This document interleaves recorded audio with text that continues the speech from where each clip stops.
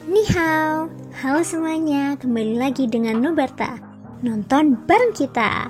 Makasih ya udah setia menunggu updatean dari Nubarta. Semoga kalian masih akan tetap setia bersama Nubarta sampai akhir ya. Nah, kalau gitu nggak perlu lama lagi. Yuk langsung aja kita siapkan diri dan hati kita ke episode berikutnya. Selamat mendengarkan. Saat fluktuasi energi di dalam kuali obat ditekan, pil obat besar yang telah menyatu dapat dianggap telah terbentuk. Kekuatan obat di dalamnya tercampur bersama di bawah tekanan api hati jatuh, dan kekuatan spiritual Hoju yang sangat besar. Meskipun berada di satu tempat, itu berantakan seperti rami. Pada saat ini, yang perlu dilakukan Shoyan adalah memilah massa energi yang tidak dapat dibedakan dan kacau ini. Dengan bantuan kekuatan Hoju, Shoyan dapat dianggap baru saja melewati tahap ini. Selain kekuatan spiritualnya sendiri yang kuat, pil embrionik ini juga mengandung sebagian kekuatan spiritual Hoju. Jika pil obat ini berhasil dimurnikan, Shoyan yakin bahwa itu akan menjadi pil casting roh yang paling istimewa dan kuat dalam sejarah. Di luar panggung formasi langit, semua orang merasakan bahwa fluktuasi energi di pusat platform batu itu berangsur-angsur menghilang. Baru saat itulah, mereka diam-diam menghela nafas lega. Luocong dan beberapa tetua manor di sampingnya juga saling memandang. Mereka tahu bahwa dengan bantuan Hoju, kecelakaan ini dapat dianggap telah berakhir. Namun, yang mengejutkan mereka adalah bahwa Hoju tidak muncul lagi setelah memasuki kedalaman platform formasi langit. Mengenai apa sebenarnya yang terjadi, kemungkinan besar hanya Shoyan yang mengetahuinya. Karena masalah telah terpecahkan, penyempurnaan berikutnya hanya masalah waktu. Luojin menghela nafas saat melihat ke kedalaman platform formasi langit. Ekspresi wajahnya juga menjadi tenang. Mendengar ini, Lo Au di sampingnya tidak bisa menahan senyum dan berkata, "Hahaha, pil casting roh dapat dianggap sebagai pil bermutu tinggi di antara pil tingkat 6 dan agak sulit untuk disempurnakan. Jika anak kecil ini benar-benar berhasil menyempurnakannya pada percobaan pertamanya, itu sungguh luar biasa. Menurut apa yang aku ketahui, bahkan beberapa murid muda dari beberapa klan alkimia di wilayah tengah tidak dapat berhasil pada percobaan pertama mereka dalam menyempurnakan pil tingkat 6. Apalagi pil casting roh ini yang tidak mudah untuk dimurnikan." Luau mendecakkan bibirnya. Wajah tuanya dipenuhi pujian, sementara semua orang menghela nafas lega. Pikiran Shoyan sekali lagi terpusat pada kuali obat di depannya. Semua kekuatan spiritualnya yang tersisa dituangkan. Api berwarna ungu yang ganas melonjak dan memurnikan pil obat seukuran telapak tangan di dalamnya. Warna bola obat ini sedikit berwarna-warni.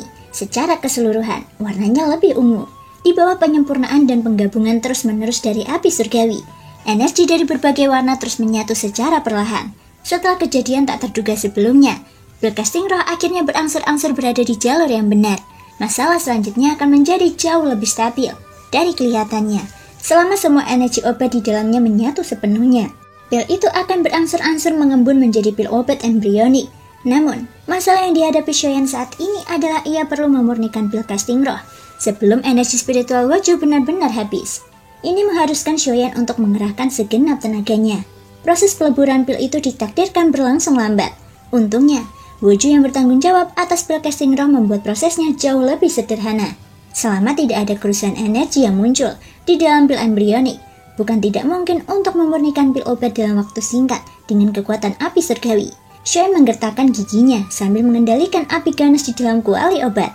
Dia sekali lagi mengeluarkan setumpuk pil obat dari cincin penyimpanannya dan memasukkannya ke dalam mulutnya. Setelah menelan salah satunya, dia dengan liar menyerap energi yang mengalir ke dalam tubuhnya. Api di dalam kuali obat menjadi sedikit lebih ganas. Pil embrionik berputar dan berputar di bawah penyempurnaan liar dari api surgawi. Pada saat yang sama, ketika kekuatan obat dengan cepat menyatu, ukurannya juga berangsur-angsur berkurang. Sekarang, hal yang perlu dilakukan Shoyan adalah menunggu dengan tenang. Penantian ini berlangsung selama seminggu penuh. Selama minggu ini, kerumunan yang berkumpul di luar panggung formasi langit juga berangsur-angsur bubar. Situasi telah kembali normal. Para petinggi di manor awan surgawi juga telah tenang. Namun, kadang-kadang ada orang yang mengecek panggung formasi langit untuk melihat ke dalam. Di satu sisi, mereka mengamati gerakan Shoyan. Pada saat yang sama, mereka juga ada di sana untuk mencegah kejadian tak terduga. Di dalam panggung batu, tubuh Shoyan duduk diam seperti patung. Semua perhatiannya tertuju pada kuali obat di depannya. Api yang berkobar terus memurnikan obat. Pada saat yang sama, gelombang aroma pil yang kaya juga bertahan di panggung formasi langit, seperti awan berkabut. Hal ini menyebabkan banyak orang berhenti di tengah jalan. Mata banyak orang bahkan berkedip karena kagum. Aroma pil merupakan prasyarat untuk penyempurnaan pil obat. Dapat dikatakan bahwa selama aroma pil terkondensasi selama proses penyempurnaan, pil obat dapat dianggap lengkap. Hingga pada suatu saat, tubuh Cheyenne yang sedang duduk bersila di atas panggung batu tiba-tiba bergetar. Kedua tangannya terangkat dengan cepat dan ke-10 jarinya bergerak bersama. Ujung jarinya membentuk segel dan cincin api melingkar muncul di bagian luar pil obat yang telah terbentuk di dalam kuali. Setelah itu, cincin-cincin api itu perlahan-lahan berkumpul dan menyatu menjadi pil obat. Pil obat yang awalnya bergetar juga berhenti begitu cincin api itu memasukinya. Hampir pada saat yang sama, di langit yang semula cerah, serangkaian suara guntur yang menggelegar tiba-tiba bergema, dan awan gelap yang pekat pun bergulir bersamanya. Pil obat tingkat 6. Apakah pil casting rose sudah jadi? Anak ini sungguh mengejutkan. Di halaman manor, Lo Au dan Lo Ji mendongak untuk melihat pemandangan di langit. Kemunculan tiba-tiba fenomena seperti itu di langit juga membuat para petinggi klan Luo waspada. Seketika, gelombang suara angin kencang muncul di langit. Banyak sosok melangkah ke langit dan berhenti di langit di atas panggung formasi. Mereka mengangkat kepala dan melihat awan gelap yang menyebar. Petir pil tingkat 6. Aku khawatir ini tidak mudah untuk dihadapi. Lo Xiang berkata dengan nada serius saat melihat petir menakutkan di antara awan gelap. Di sampingnya, Bai Hua dan yang lainnya juga hadir. Mereka merasakan gelombang tekanan menakutkan yang menyebar dari awan guntur. Bangun formasi. Si kecil itu baru saja selesai memurnikan pil obat. Dia pasti dalam kondisi terlemahnya sekarang. Serahkan pil petir ini pada kami. Awan hitam di langit hampir menutupi separuh manor awan surgawi. Lo Xiang berteriak dengan ekspresi muram. Para tetua dari manor awan surgawi di langit baru saja akan menanggapi ketika suara angin kencang tiba-tiba muncul di bawah mereka.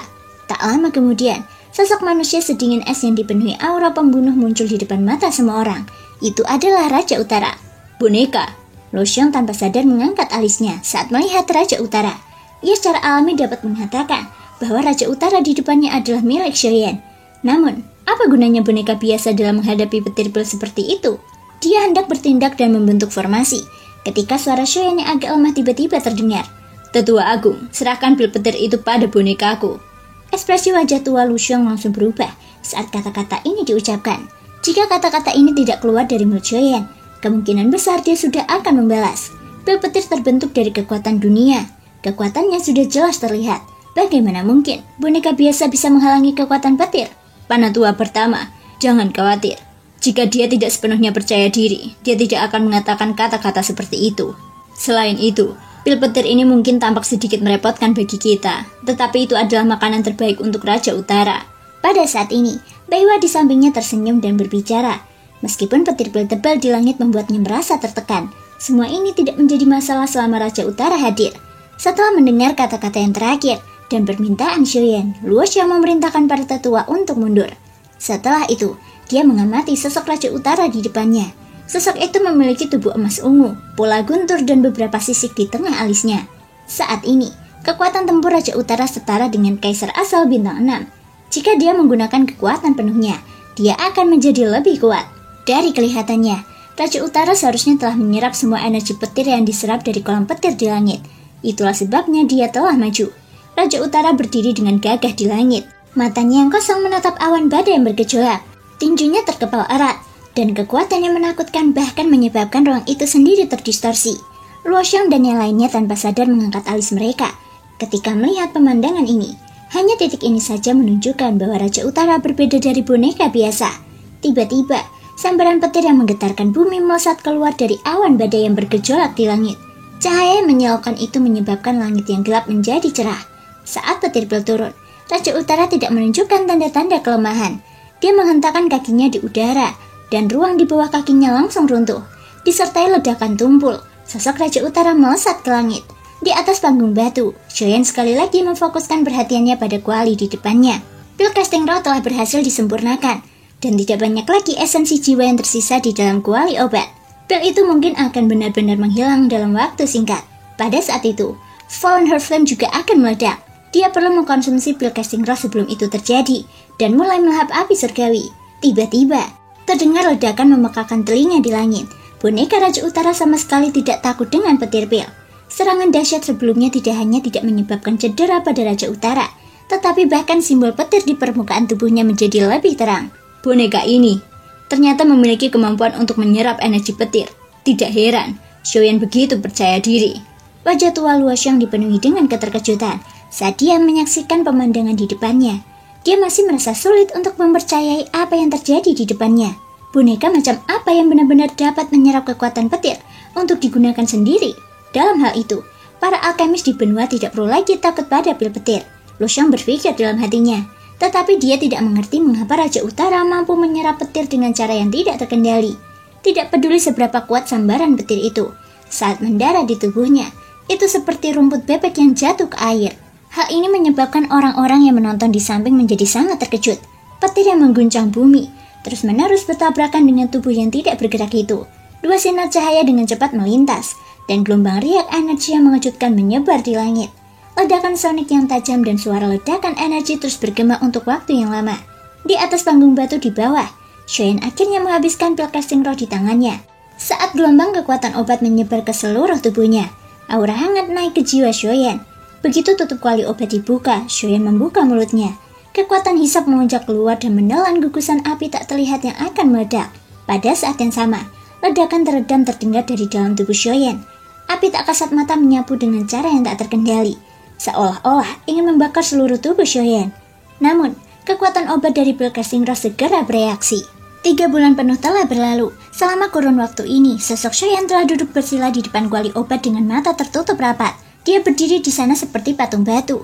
Gelombang demi gelombang kekuatan hisap melonjak keluar dari dalam tubuhnya, terus-menerus menyerap kekuatan alam di sekitarnya ke dalam tubuhnya. Mungkin karena pil casting roh atau karena Xueyan telah menaklukkan api hati jatuh sebelumnya, tetapi proses menelan dan memurnikan kali ini sebenarnya jauh lebih lancar. Meskipun api surgawi kuat, tampaknya ia memiliki semacam kedekatan yang unik dengan Xueyan.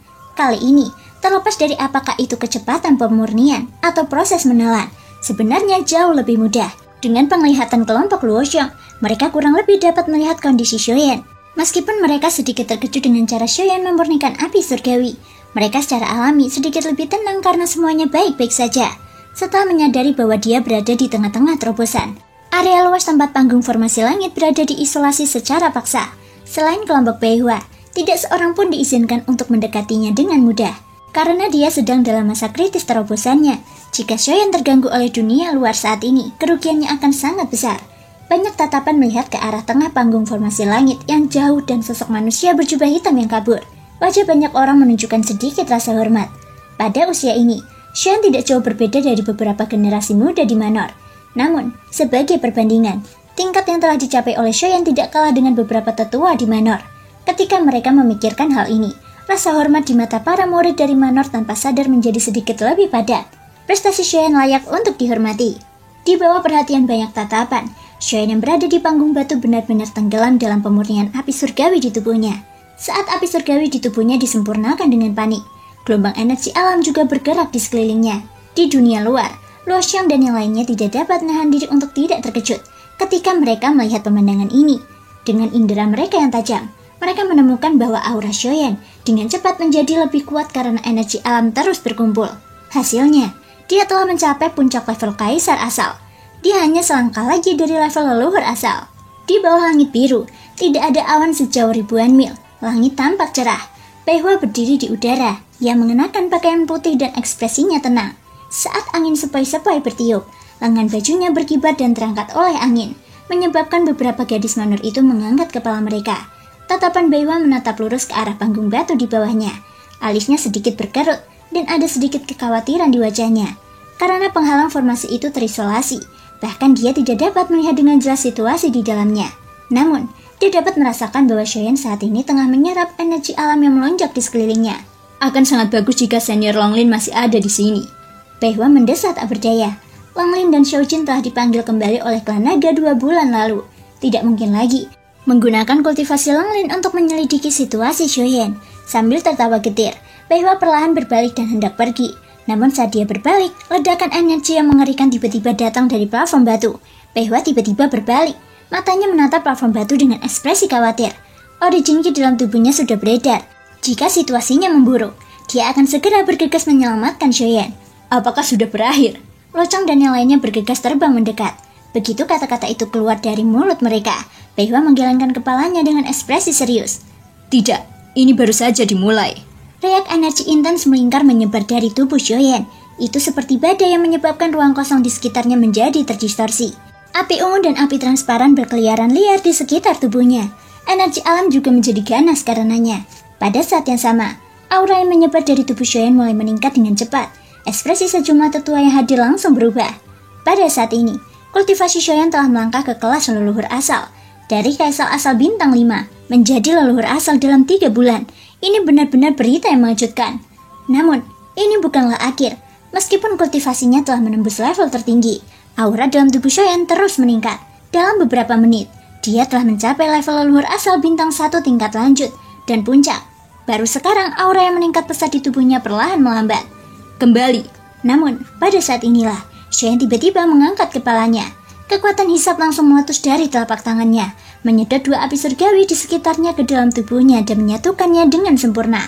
Ketika 2 api surgawi menyatu sepenuhnya, energi besar yang dihasilkan menyebabkan kultivasi Shoyan meningkat sekali lagi, bahkan hingga mencapai titik terobosan, leluhur asal bintang 2. Terima kasih semua sudah mau mendengarkan dari awal sampai akhir. Sampai jumpa di episode berikutnya.